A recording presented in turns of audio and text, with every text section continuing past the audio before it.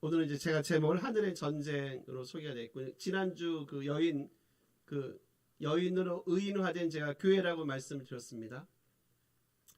용과 사탄이죠. 용 사탄이 여인을 이제 죽이려고 하고, 특히 이제 낳은 아기를 죽이려고 하고, 아기가 태어나자마자 하늘로 승천하고, 그리고 이제 여인은 이제 우리 마지막 6절 보시면 뭐로 나왔나요? 6절에 광야로 1260일 동안 일단 도피를 하는 장면을 저희가 마지막 봤고, 이제 여기 6절까지는 굳이 공간적인 배경을 따지면 이렇게 땅 쪽에 관계가 있고요.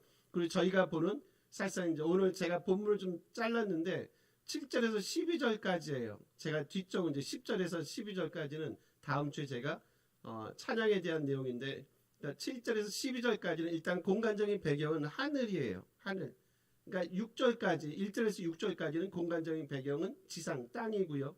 그리고 7절에서 12절까지는 공간적인 배경은 하늘. 그래서 제가 제목도 하늘의 전쟁으로 이제 소개 한번 해봅니다. 가능하면 이렇게 좀 뉴스는 좀 이렇게 거의 보려고 하는 편인데, 여러분 뉴스 보시면서 어떤 생각 많이 드세요? 저는 요즘 뉴스 이렇게 보면서 이렇게 아무 말 대잔치라는 생각도 많이 들고, 그리고 되게 좀 제가 애국자는 아니지만 그냥 성경, 굳이 성경과 비교해 보면 그냥 사사시대 같은 느낌? 자기 소견에 옳은 대로 행하고, 그리고 누구도 책임지지 않고 이렇게 한번 툭 던지고 그냥 진짜 아무 말 대잔치.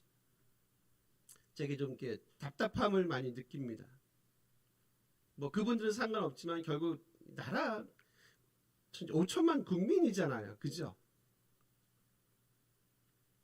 좀 이 땅에 정의도 좀 있고 공의로움도 있고 자기 말에 좀 책임도 질 수 있고, 좀 그런 분들이 많이 나왔으면 훨씬 더 대한민국이 진짜 위대한 나라가 될 것 같은데, 참 많이 안타깝다는 생각을 이렇게 뉴스를 볼 때면 답답하지만 그래도 알 거는 알아야 되니까 좀 봅니다. 한마디로 딱 표현하면 그냥 저는 그런 생각이 들어요. 그냥 세상은 요지경이 맞구나. 세상은 요지경이 맞구나. 오늘 이제 본문이 말씀한 대로 이제 일단 하늘의 전쟁이 벌어집니다. 하늘의 전쟁이 지금 누구하고 벌어집니까? 우리 7절 보세요. 7절 보면 전쟁이 미가엘과 그의 사자들이에요. 그죠? 그리고 용과 그의 사자들이 싸웁니다.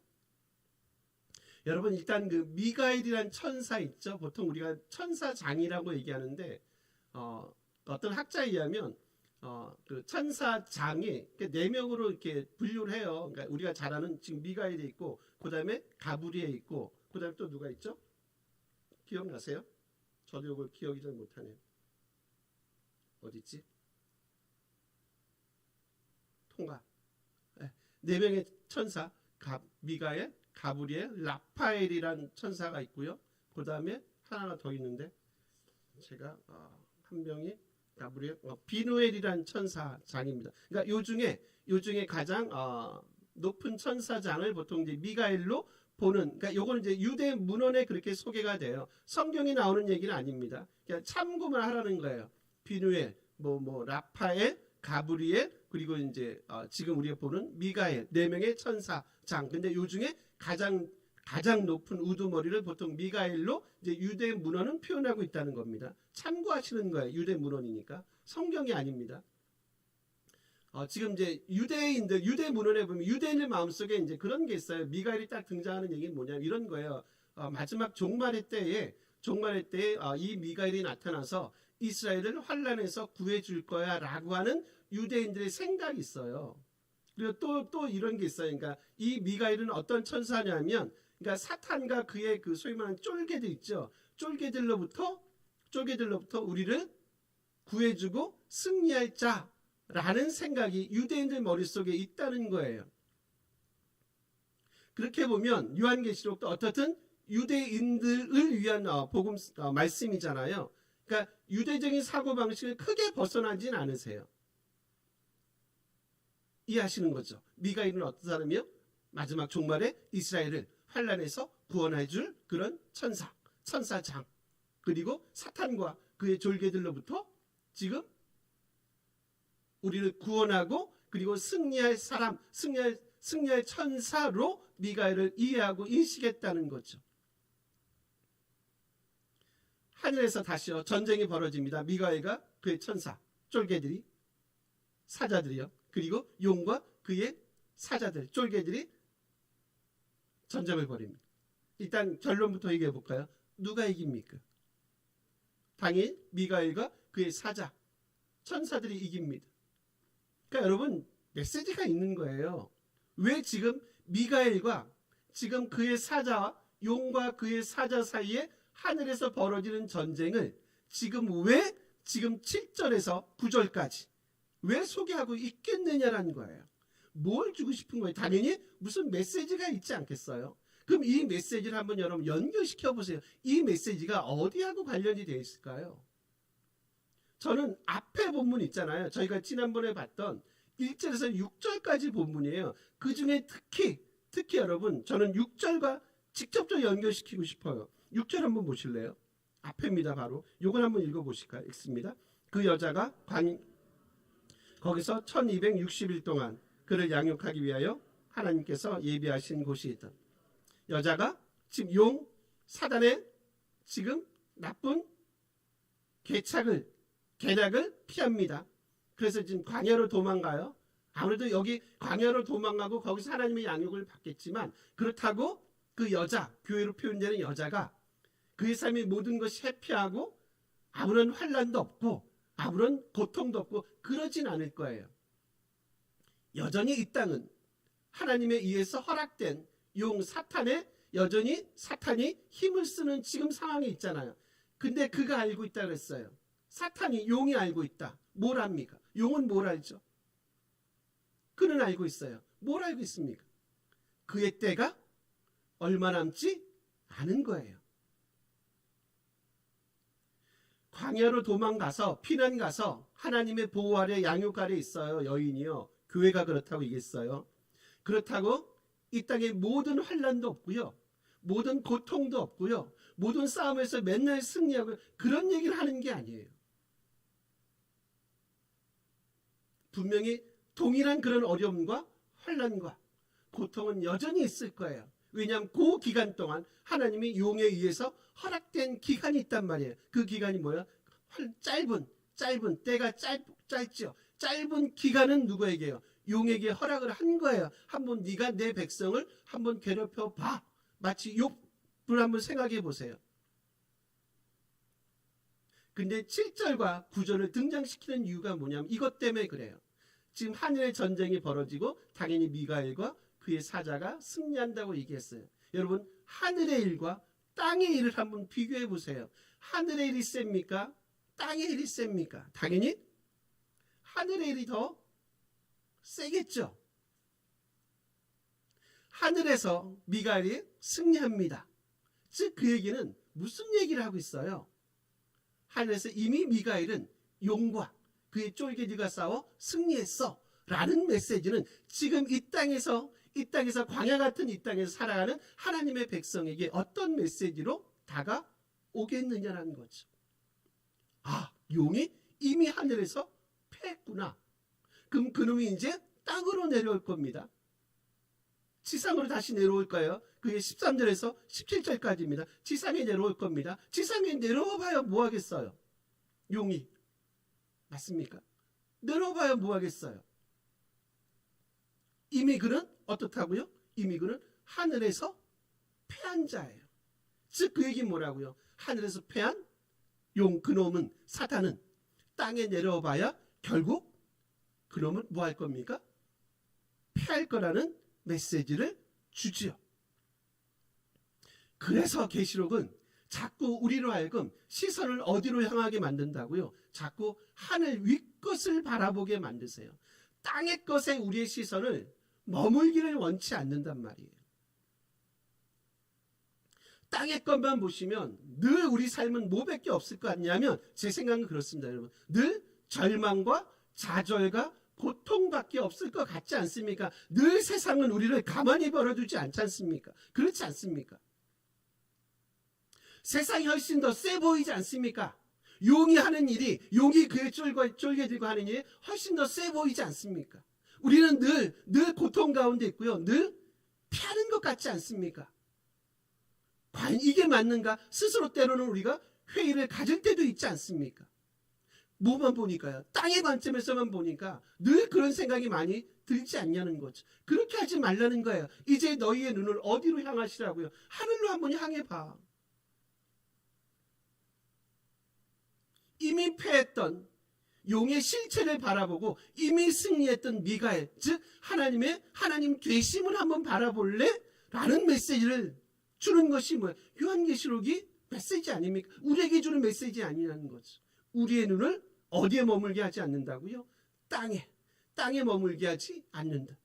우리의 눈을 하늘로 향하게 한다. 그래서 하늘의 실체를 바라보게 하신다. 그래서 우리가 이 땅에서 겪어야 되는, 이 땅에서 살아야 되는 우리 삶이 그렇게 비참하거나 그렇게 회의적이거나 그렇게 처참하진 않다는 거예요. 당연히 우리는 뭐 할 거기 때문에 그렇습니까? 당연히 우리는 승리할 것이기 때문에 그랬습니다. 왜? 그걸 어떻게 확신한다고요? 이미 하늘에서 미가엘이 승리했기 때문에. 당연히 우리는 이 땅에서도 승리할 겁니다. 대신 우리가 견뎌야 될 그 짧은 시간이 있어요. 용이 알고 있다 그랬어요. 자기의 때가 짧음을 그가 알고 있다.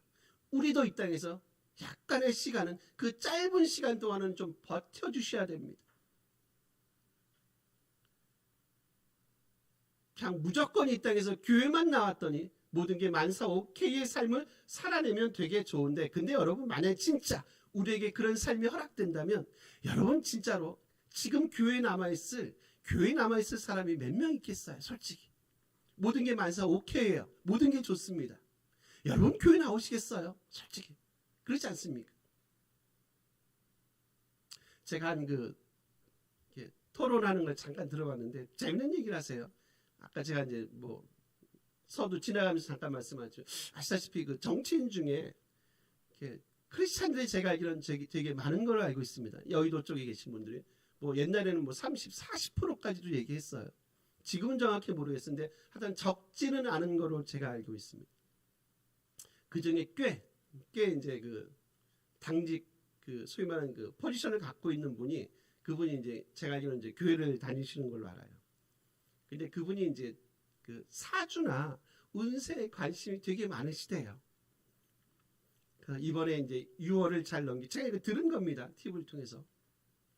이번 6월만 잘 넘기면 아마 당신이 하는 모든 일들이 잘 풀릴 거야 라는 이제 그런 사주 팔자입니까? 그런 이제 내용을 들었대요. 근데 그 얘기를 하시는 어떤 기자분이 그 얘기예요. 자기도 안수집사다. 근데 참 그분은 의외로 그런데 관심이 많더라. 크리스찬인데 의외로 그런데 관심이 많더라 하면서 하는 얘기가, 그런데 관심을 갖기보다 그냥 기도를 하시는 게 더 낫지 않겠냐, 그런 얘기를 하더라고요. 모르겠어요. 제가 모두의 이제 익명으로 말씀드린 그분이 안수 집사님인지 장로님인지 잘 모르겠어요. 교회를 몇 년 다니는지. 아무리 정치도 좋고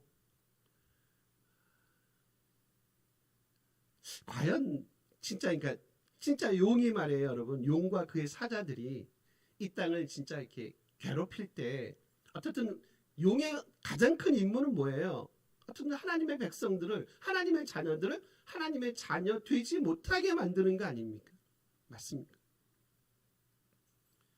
한 명이라도 더 자기 자녀 만들고 싶은 거 아닙니까? 그래서 그 양반이 바쁘신 거 아닙니까? 그죠? 바쁜 이유가 또 뭐가 있다고요? 그의 때가 뭐라고요? 그의 때가 짧다. 24시간이 모자른 분입니다. 그놈이. 과연 우리가, 제가 다시 이제 13절 이하로 말씀드릴 거예요. 본문이 나오면 과연 우리가 그 용이란 그놈, 사탄이란 그놈과 맞짱을 떠서 싸울 수 있겠느냐라는 거예요. 제가 좀 순서를 바꿔볼게요. 여러분 9절 한번 가보세요. 요건 같이 한번 읽어주실래요? 9절입니다. 예, 읽습니다. 큰 용이 내쫓기니 옛뱀 곧 마귀라고도 하고 온천하를 꿰는 자라.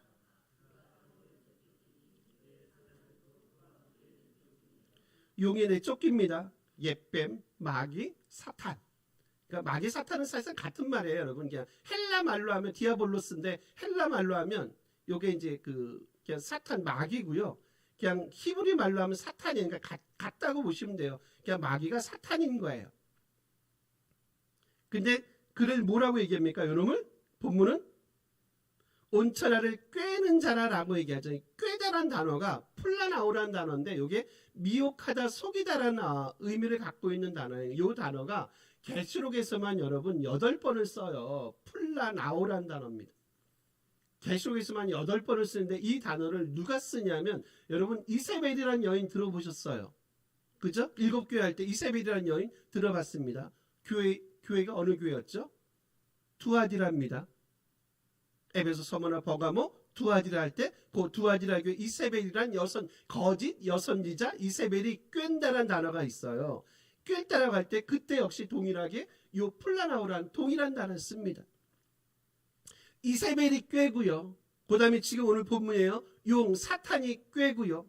그리고 거짓 짐승, 예를 들면 거짓 선지자가 꿰입니다. 그리고 바벨론이 꿰요. 그러니까 소위 말하는 계시록에 나오는 소위 말하는 악당들이 다 뭐하고 있습니까? 악당들이 다 꿰고 있습니다. 이세벨이라는 여자 선지자, 거짓 선지자가 꿰고, 당연히 용 사탄 요노마가 꿰고, 거짓 짐승이 거짓 선지자가 바벨론이 다 꿰입니다. 지금 이 단어가 그들에 대해서만 쓴단 말이에요. 이세벨, 용, 사탄, 거짓 짐승, 예언 선지자, 그 다음에 바벨론, 얘네들이 다 뭐한다고? 다 플라나오, 다 꿰입니다. 다 미혹하고 속이고 꿰단 말이에요. 질문 드려볼게요. 전방위적으로 꿰요. 여러분 괜찮으시겠냐는 겁니다. 과연 그 꿰매 여러분 우리의 믿음과 신앙을 지킬 수 있겠느냐라는 거예요. 사탄만 꿰는 게 아닙니다. 영적인 존재 이 악당 사탄만 꿰는 게 아니라 우리 주변에 널려있는 짐승들, 거짓 선지자들, 이 땅에 속한 사람들이잖아요. 바벨론, 로마 제국이죠. 세상입니다. 우리 주변에는 세상이에요. 거짓 선지자들 있죠. 입으로는 주여 주여 외치지만 사실상 그 마음은, 그 입술의 고백은, 삶의 고백은 주님과 전혀 상관없는 삶을 살아가는 사람들의 그 헛되고 거짓된 그 유혹을 과연 우리가 견디고 버티고 올바르게 믿음 위에 우리의 삶을 바로 세울 수 있겠느냐라는 거예요. 이들의 꾀임에 우리가 속지 않을 그런 믿음의 내공을 하나님의 교회들인 우리가 갖고 있냐는 겁니다.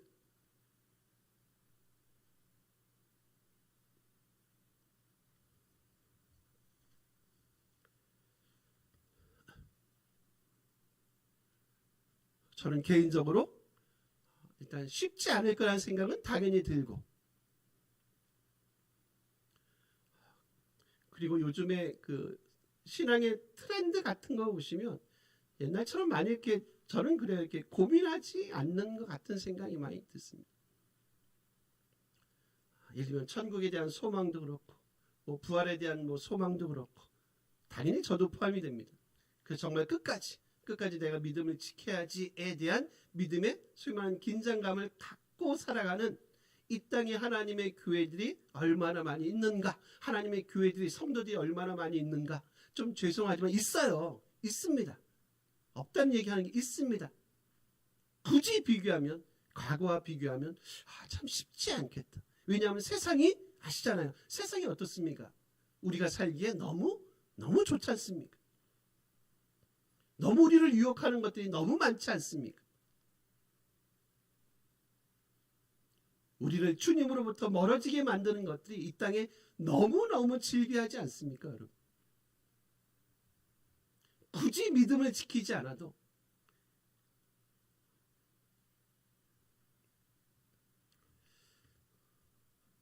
다시 한번 강조라고 정리해 볼게요. 우리를 꿰는 자들, 즉 우리를 미혹하고 속이는 자들이 우리 삶에 어떤 특정인에 국한되지 않습니다. 전방위적으로 우리 삶을 위협하고 미혹하고 속이는 일들이 늘 우리 삶 주변에 어디나 있다는 거예요, 여러분.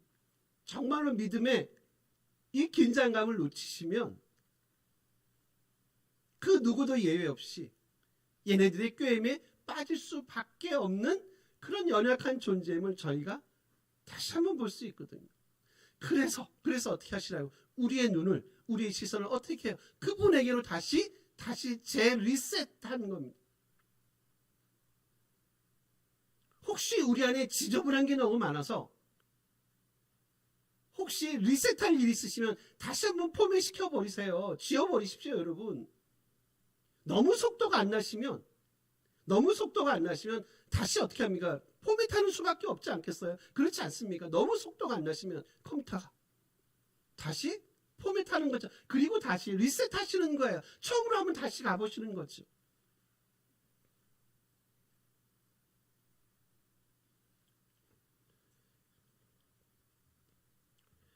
여러분, 우리 8절 한 번만 읽어주세요.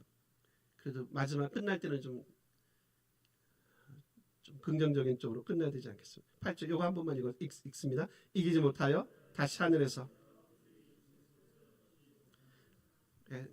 용과 그의 쫄개들 얘기하는 겁니다. 그들이 있을 곳을 얻지 못한다. 이게 여기 제가 하나 보고 싶은 건 여기 있을 곳이란 단어입니다. 이게 토포스란 뭐 곳 장소를 의미하는 거예요. 근데 이 단어가 역시 이것도 요한계시록에서 8번이 쓰이는데 근데 12장에서는요. 12장에서만 딱 3번을 쓰는데 요 3번을 쓰는 좀 이렇게 구절이 되게 흥미로워서 제가 요걸 한번 다시 한번 보려고 그래요. 여러분 아까 6절 읽었어요. 지금 8절 기억하세요. 8절이요.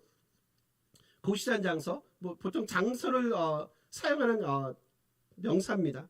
8절 다시요. 눈만 오세요. 있을 곳을 얻지 못해요. 그래서 땅으로 내쫓깁니다. 6절 가볼게요. 맨 뒤로 가보세요. 눈만 오세요. 맨 뒤에 그를 양육하기 위해 하나님께서 예비하신 곳이 있더라 얘기하죠. 찾으셨습니까? 예, 곳입니다. 14절 가볼게요. 12장이세요. 눈만 오세요. 그 여자가 큰 독수리에 2 날개를 받아 광야 자기 곳으로 날아가요. 맞죠? 그럼 지금 6절하고 14절은 무슨 얘기하고 있어요? 하나님의 백성들의 삶을 지금 누가요? 하나님께서 뭐 하신다는 겁니까?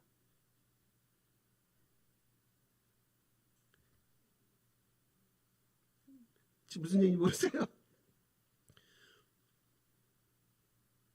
보호하시고 그들을 지켜주신다라고 얘기하잖아요. 6절과 14절이 그렇단 말이에요. 여자, 즉 교회로 의인화된 이 여자를 하나님의 교회를 하나님의 백성들을 지금 하나님께서 뭐 하신다고요? 그들을 보호하시고 돌보시고 케어하실 거야를 얘기하는 게 6절과 14절이에요. 대신 8절은 뭡니까? 이 용, 그의 쫄개들이 뭐합니까? 그들이 하늘에 있을 곳을 얻지 못한다고 얘기하잖아요. 누구도 그들을 보호하지 않습니까? 돌보지 않습니다. 보호하지 않아요. 즉 이 얘기는 뭐냐면 교회의 보호, 돌보심과 지금 용의 내쫓기심, 추방을 지금 이 두 개를 서로 뭐하고 있어요? 이 구절 3개가 토포스라는 단어, 곳이라는 단어를 써서 뭐하고 있으면 이 두 개를 서로 대조시키고 있지 않습니까? 누가 보호를 받는다고요? 하나님의 백성의 공동체인 교회가. 비록 이 땅에서 약간의 어려움은 있고 고난과 고통은 있지만 하나님이 그들을 결코 홀로 광야에 버려두지 않으시지. 그들을 그분의 날개 품에 품어주시지. 비바람을 다 막아주시지. 대신 용에 대해서는 철저하게 하나님의 응징과 심판과 형벌을 가하시는 하나님의 놀라우신 공의와 정의로운 손길을 볼 수 있다는 거죠. 기억하십시오, 여러분. 우리가 홀로 광야 가운데 있지 않습니다. 우리가 홀로 그 고난을 겪고 있지 않습니다. 그분이 우리와 함께 하심을 꼭 봤으면 좋겠습니다.